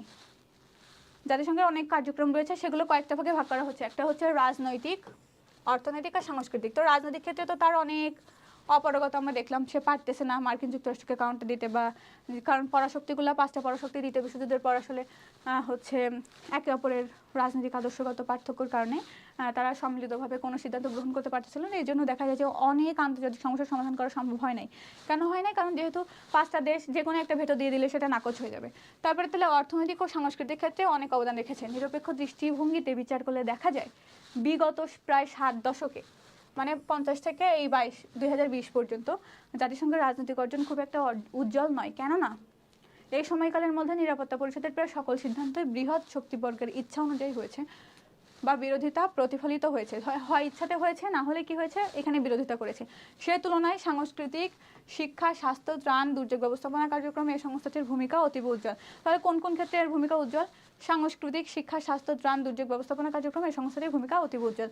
অর্থনৈতিক কার্যক্রম, যেমন আন্তর্জাতিক আইন লঙ্ঘনকারী রাষ্ট্রের বিরুদ্ধে অর্থনৈতিক অবরোধ আরোপের ক্ষেত্রে ওই সংস্থাটি তেমন কোনো নিরপেক্ষতা বজায় রাখতে সক্ষম হয়নি। মানে আন্তর্জাতিক আইন লঙ্ঘন যদি করে কেউ, তাহলে এদের বিরুদ্ধে অর্থনৈতিক অবরোধ আরোপ করতে পারেনি জাতিসংঘ। এটা হচ্ছে। তারপরে হচ্ছে জাতিসংঘের বৃহৎ শক্তির ভূমিকা। জাতিসংঘ গড়ে তোলার ব্যাপারে অগ্রণী ভূমিকা পালন করেছিল মার্কিন যুক্তরাষ্ট্র আর ব্রিটেন। দ্বিতীয় বিশ্বযুদ্ধের ঘটনাবলী যতই পরিণতির দিকে যাচ্ছিল, তত এটি প্রভাতের মতো পরিষ্কার হচ্ছিল অক্ষশক্তির পরাজয় ঘটতে যাচ্ছে এবং মিত্রশক্তির বিজয় আসন্ন। এ যুদ্ধে বিজয়ের মধ্য দিয়ে 5টি রাষ্ট্র বৃহৎ শক্তি হিসেবে আত্মপ্রকাশ করে। এই যে মার্কিন যুক্তরাষ্ট্র, Britain, Soviet union, France, Russia, এরা মূলত জাতিসংঘের মূল নির্বাহী ক্ষমতার অধিকারী নিরাপত্তা পরিষদের স্থায়ী সদস্য, তাই না? এর ফলে জাতিসংঘের যে কোনো কার্যক্রম এই রাষ্ট্রসমূহের প্রভাব ব্যাপকভাবে অনুভূত হয়। এই রাষ্ট্রগুলোর একটি অসাধারণ ক্ষমতা রয়েছে, তা হলো ভেটো, যার অর্থ হচ্ছে আমি মানি না। এটা কিন্তু ক নম্বর প্রশ্নে আসতে পারে। এই ক্ষমতা বলে পৃথক শক্তিগুলো সৃষ্টির লগ্ন থেকেই নিরাপত্তা পরিষদের সিদ্ধান্ত সমূহ নিজস্ব স্বার্থের পরিপন্থী হওয়ার সম্ভাবনা থাকলে তা ভেটো দিয়ে বাতিল করার সুযোগ গ্রহণ করেছে। 1949 সালে চীনে যখন কমিউনিস্ট বিপ্লব ঘটে তখন এই বিপ্লবী চিয়াং কাই শেকের ফরমোদা সরকারের পরিবর্তে নিরাপত্তা পরিষদের সদস্যপদ প্রদানের পক্ষে রাশিয়ার সাবেক সোভিয়েত ইউনিয়ন প্রস্তাব মার্কিন যুক্তরাষ্ট্রের ভেটোর ফলে নাকচ হয়ে যায়। তার মানে কাইশেকের যে হচ্ছে সদস্যপদ ফরমোদা সরকারের হচ্ছে সদস্যপদ বাতিল করার জন্য একটা মানে প্রস্তাবনা দিয়েছিল রাশিয়া, কিন্তু যুক্তরাষ্ট্র কি করে এটার ভেটো দিয়ে দেয়, নাকচ করে দেয়। আবার 50 সালে রাশিয়ার হাঙ্গেরিতে আগ্রাসন চালালে রাশিয়ার বিরুদ্ধে পশ্চিমা শক্তি নিরাপত্তা পরিষদের প্রস্তাব উত্থাপন করলে রাশিয়ার ভেটোর কারণে তা আলোচনা হতে পারেনি। তার মানে রাশিয়াই করেছিল এটা, যখন রাশিয়ার বিপক্ষে গেছে তখন সে ভেটো দিয়ে দিছে। তারপরে 56 সালে যখন সুয়েজ খাল সংকট সমাধানের জন্য নিরাপত্তা পরিষদের 6টি প্রস্তাবে রাশিয়া ভেটো দেয়। 60 সালের নিরাপত্তা পরিষদের সিদ্ধান্ত হয়েছিল যে জাতিসংঘ বাহিনী কঙ্গোর বৈধ সরকারের সাহায্যার্থে বেলজিয় বাহিনীকে কঙ্গো ত্যাগ করতে বাধ্য করবে, কিন্তু বৃহৎ শক্তির অনীহায় সেই সিদ্ধান্ত জাতিসংঘে বাস্তবায়ন করতে সক্ষম হয়নি। 62 সালে কি হয়েছিল, কিউবায় ক্ষেপণাস্ত্র সংকটকে কেন্দ্র করে দুই বৃহৎ শক্তি মার্কিন যুক্তরাষ্ট্র সোভিয়েত ইউনিয়নের মধ্যে প্রবল বিরোধ উপস্থিত হলে জাতিসংঘের নিরাপত্তা পরিষদের উভয় সংকট মানে দুইটা তো অনেক শক্তিশালী, তো এই হচ্ছে যখন বিরোধিতা করে তখন নিরাপত্তা পরিষদ কি করে, উভয় সংকটে পড়ে। এই সময় জাতিসংঘ এক কঠিন বাস্তবতার মুখোমুখি হয়। দ্বিতীয় বিশ্বযুদ্ধে যারা মিত্র শক্তি ছিল তারাই জাতিসংঘে বৃহৎ শক্তির মর্যাদা পেয়েছিল। তাহলে হচ্ছে যারা হচ্ছে মিত্র শক্তি ছিল, তাই না, তাহলে 5টা অক্ষ শক্তির বিরুদ্ধে তারা ঐক্যবদ্ধভাবে লড়াই পরিচালনা করলে খুব দ্রুত সে ঐক্যে ফাটল ধরে। তারপরে কি হয়, যুদ্ধের পরপরই মার্কিন যুক্তরাষ্ট্র পুঁজিবাদের বিকাশ এবং সোভিয়েত ইউনিয়নের সমাজতন্ত্রের বিকাশের লক্ষ্যে তাদের কর্মকাণ্ড শুরু করলে বিশ্ব তাদের প্রভাবে দুটি শিবিরে বিভক্ত হয়ে যায়। এই অবস্থাকে বলা হচ্ছে কোল্ড ওয়ার। তাহলে যদি বলি যে কোল্ড ওয়ার কি, তাহলে কিন্তু এখানে চলে আসতেছে উভয় শক্তি নিরাপত্তা পরিষদের স্থায়ী সদস্য হওয়ায় উভয়ের ভেটো ক্ষমতা থাকায় প্রতিনিয়ত দেখা যায় কোনো আন্তর্জাতিক সংকট উপস্থিত হলে দ্বিধাহীনভাবে দুটি রাষ্ট্র বিবদমান রাষ্ট্র বা রাষ্ট্রগুলোর পক্ষে বিপক্ষে অবস্থান নিয়েছে, যার ফলে কোনো সমস্যার সমাধান করা যাচ্ছে না। নিরাপত্তা পরিষদের কার্যক্রমে অচল অবস্থা সৃষ্টি হয় অনবরত, কারণ অনবরত ভেটো দিতে থাকে, অনবরত এটার অচল অবস্থা সৃষ্টি হয়। এরূপ ক্ষেত্রে ব্রিটেন ফ্রান্স বরাবরই মার্কিন যুক্তরাষ্ট্রের পক্ষ অবলম্বন করছে কিংবা ভেটোদানে বিরত থেকেছে। চীন সোভিয়েত ইউনিয়নের পক্ষে থেকেছে কিংবা নিরপেক্ষ থাকার চেষ্টা করেছে। তাহলে চীন কিন্তু সোভিয়েত ইউনিয়নের পক্ষে, আর এদিকে ব্রিটেন আর ফ্রান্স হচ্ছে মার্কিন যুক্তরাষ্ট্রের পক্ষে। বিংশ শতকের 70-এর দশকে এসে আবার দেখা যায় সোভিয়েত ইউনিয়ন একাই অপর 4টি বৃহৎ শক্তির বিরুদ্ধে নিরাপত্তা পরিষদে তার ভেটো ক্ষমতা দিয়ে লড়াই করেছে। একাই সোভিয়েত ইউনিয়ন একাই হচ্ছে 4টার বিরুদ্ধে নিরাপত্তা পরিষদে তার ভেটো ক্ষমতা দিয়ে লড়াই করেছে। এক সময়ের পরাশক্তি ব্রিটেন ও ফ্রান্স অর্থনৈতিক সংকটে নিপতিত হওয়ায় নিরাপত্তা পরিষদে তাদের ভূমিকা মার্কিন যুক্তরাষ্ট্রকে অনুসরণ করার মধ্যে সীমাবদ্ধ হয়ে পড়ে, কারণ তারা নিজেরা অর্থনৈতিক সংকটে আছে, তখন তারা শুধুমাত্র মার্কিন যুক্তরাষ্ট্রকে অনুসরণ করতেছে। অপরদিকে উদীয়মান পরাশক্তি হিসেবে চীন উত্তরোত্তর প্রভাব বিস্তার করতে থাকে। সোভিয়েত ইউনিয়ন কমিউনিস্ট সরকার মার্কিন যুক্তরাষ্ট্রের সমকক্ষতা অর্জনের জন্য সামরিক শক্তির পেছনে তার জাতীয় অর্থের সিংহভাগ ব্যয় করতে থাকে। তাহলে মার্কিন যুক্তরাষ্ট্র কি করে, সোভিয়েত ইউনিয়ন কমিউনিস্ট সরকার হচ্ছে মার্কিন যুক্তরাষ্ট্রের সমকক্ষতা অর্জনের জন্য সে হচ্ছে বেশিরভাগ টাকা পয়সা জাতীয় আয়ের সিংহভাগ ব্যয় করতে থাকে হচ্ছে সামরিক শক্তিতে মার্কিন যুক্তরাষ্ট্রকে ছাড়িয়ে যাওয়ার চেষ্টা করে। এর ফলে জাতিসংঘ ক্রমান্বয়ে দুই পরাশক্তির ক্রিয়নকে পরিণত হয়। তার মানে খেলা করতেছে দুই দল আর কি। স্নায়ুযুদ্ধকালীন বহু আন্তর্জাতিক সংকটের ন্যায়সঙ্গত সমাধান এই দুই শক্তির পরস্পর বিরোধিতার কারণে সম্ভব হয়নি। 65 সালে কি হয়েছে, ডমিনিকান প্রজাতন্ত্রে মার্কিন হামলা। 68 সালে সাইপ্রাস সমস্যা, মধ্যপ্রাচ্যে ইসরায়েলের আগ্রাসন, ভিয়েতনাম মার্কিন হামলা। ভিয়েতনামে হচ্ছে যে বললাম 65 সালে যে মার্কিন সৈন্যবাহিনী হামলা করেছিল। 65 সালে পাক ভারত যুদ্ধ ইত্যাদি বিষয়ে জাতিসংঘে এই দুই শক্তির হস্তক্ষেপের ফলে কার্যকর ভূমিকা রাখতে পারেনি। তবে জাতিসংঘের শক্তিশালী ভূমিকার কারণে দুই পরাশক্তি বহুবার তৃতীয় বিশ্বযুদ্ধের দ্বার প্রান্ত থেকে ফিরে এসেছে। তার মানে যদি জাতিসংঘ না থাকতো, এই শক্তিশালী ভূমিকা না থাকতো, তাহলে দেখা যাচ্ছে যে তৃতীয় বিশ্বযুদ্ধ বিশ্বে হয়ে যেত। 71 সালে বাংলাদেশের মুক্তিযুদ্ধকে কেন্দ্র করে চীন ও মার্কিন যুক্তরাষ্ট্র পাকিস্তানের পক্ষ অবলম্বন করে। চীন আর মার্কিন যুক্তরাষ্ট্র পাকিস্তানের পক্ষ অবলম্বন করে। ব্রিটেন শুরুতে কৌশলগত অবস্থানে থাকলেও শেষ পর্যন্ত মার্কিন নীতিকে সমর্থন করে, মানে পাকিস্তানকে সমর্থন করে। এ সময় সোভিয়েত ইউনিয়নকে একা লড়াই করতে হয়েছিল। সোভিয়েত ইউনিয়ন ছিল একাই বাংলাদেশের পক্ষে। বাংলাদেশ যখন বিজয় দ্বার প্রান্তে, তখন পাকিস্তানের পরামর্শে মার্কিন যুক্তরাষ্ট্র নিরাপত্তা পরিষদে যুদ্ধবিরতির প্রস্তাব পাশ করার মাধ্যমে স্থিতাবস্থা আনয়নের চেষ্টা চালায়। তার মানে তখন কি করে, যখন বিজয়ের দ্বার প্রান্তে এসে গেছে তখন মার্কিন যুক্তরাষ্ট্র হচ্ছে নিরাপত্তা পরিষদে যুদ্ধবিরতির একটা প্রস্তাব দেয়, যাতে হচ্ছে দেশ স্বাধীন না হতে পারে। সোভিয়েত ইউনিয়ন এ সময় তার ভেটো ক্ষমতা প্রয়োগ করে যুদ্ধবিরতির প্রস্তাবকে নাকচ করে দেয়। এই যে সোভিয়েত ইউনিয়ন বাংলাদেশের পক্ষে ভোট দিয়েছিল, তাই না? ফলে স্বাধীন সার্বভৌম বাংলাদেশের উদ্ভব ঘটে। বাংলাদেশ প্রসঙ্গে মার্কিন ভূমিকার মূল কারণই ছিল স্নায়ু যুদ্ধজনিত বাংলাদেশের বিরোধিতা কেন করেছিল? যেহেতু সোভিয়েত ইউনিয়নের বিরোধিতা করতো স্নায়ুযুদ্ধজনিত, এটাই তার কারণ ছিল যে বাংলাদেশ প্রসঙ্গে মার্কিন ভূমিকার মূল কারণ ছিল স্নায়ুযুদ্ধজনিত সোভিয়েত বিরোধিতা। 91 সালে 25 ডিসেম্বর যখন সোভিয়েত ইউনিয়ন ভেঙে যায়, মানে মিখাইল গর্বাচেভের পতন ঘটে, তারপরে হচ্ছে 31 ডিসেম্বর পুরোপুরি ভেঙে যায় সোভিয়েত ইউনিয়ন, 15টা প্রজাতন্ত্রের রাষ্ট্র তখন হচ্ছে স্বাধীন হয়ে যায় একে একে। তারপরে এই যে পরাশক্তি হিসাবে শুধুমাত্র মার্কিন যুক্তরাষ্ট্র বিশ্বে একক পরাশক্তি হিসেবে আবির্ভূত হয়, এরপর থেকে জাতিসংঘের বিভিন্ন সিদ্ধান্তে এর প্রভাবই থাকে বেশি। তো বলা হয়েছে যে মার্কিন যুক্তরাষ্ট্রের রাবার স্ট্যাম্পে পরিণত হয়েছে কি জাতিসংঘ, রাবার স্ট্যাম্পে। তারপরে বলা হচ্ছে যে 90-এর পরবর্তী অর্থনৈতিক বিপর্যয় এখনও রাশিয়া কাটিয়ে উঠতে পারেনি, ফ্রান্সে মন্দা চলছে, রাশিয়াও এখনো কাটিয়ে উঠতে পারেনি, দ্বিতীয় বিশ্বযুদ্ধ ব্রিটেনের বিপর্যস্ত অর্থনীতি এখনও যথেষ্ট শক্তিশালী হয়ে ওঠেনি।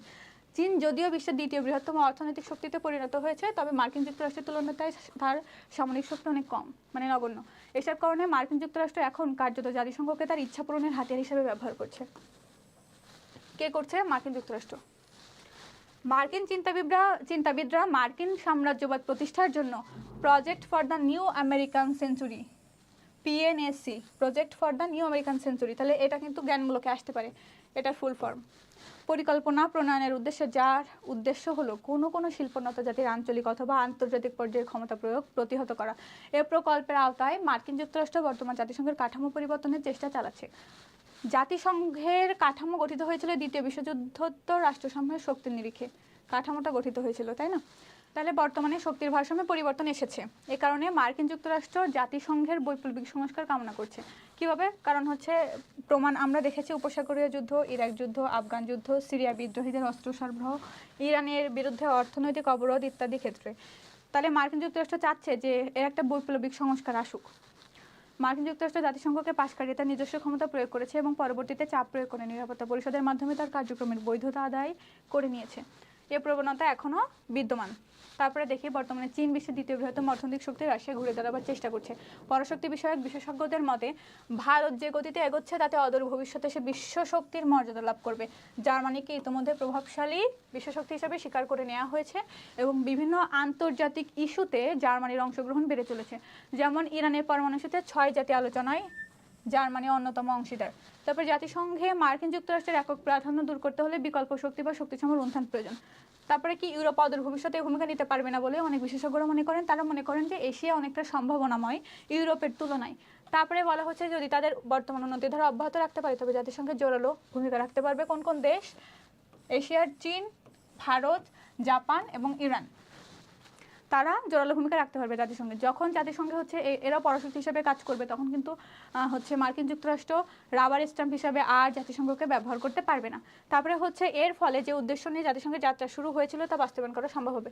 তার মানে হচ্ছে যখন একতরফা একজনের প্রভাব থাকবে না, তখন মানে অন্যরাও থাকবে সমান শক্তিশালী, তাহলে কি হবে যে জাতিসংঘ যে উদ্দেশ্য নিয়ে আসলে প্রতিষ্ঠিত হয়েছিল সেই উদ্দেশ্যটা কি হবে বাস্তবায়ন করা সম্ভব হবে।